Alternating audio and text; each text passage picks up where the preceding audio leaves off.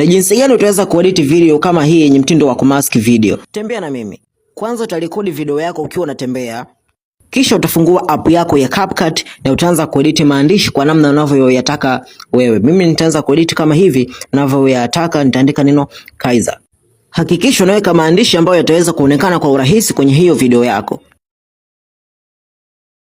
Kisha futa maandishi kwa mara moja ili uweze kuisave video ikiwa haina maandishi kwa mara ya kwanza. Kisha utarudisha maandishi na pia utaweza kusave video ikiwa na maandishi.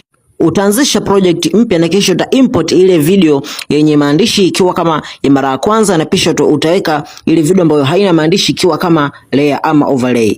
Kisha utatap ile video ambayo haina maandishi ikiwa kama overlay, na kisha utaanza kumask video kuanzia mwanzo mpaka mwisho wa video yako. Hakikisha kila wili unavyozidi kusogea na unazidi kusogeza mstari wako wa mask.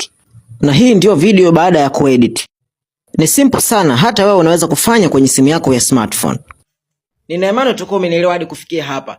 Kama umenielewa, tafadhali ni follow kwa kutapo hii alama nyekundu ili uweze kunifollow, give me like, give me comment, na pia utatisha zaidi ukishare na marafiki ama watu wako wa karibu. Until the next one, I'm out.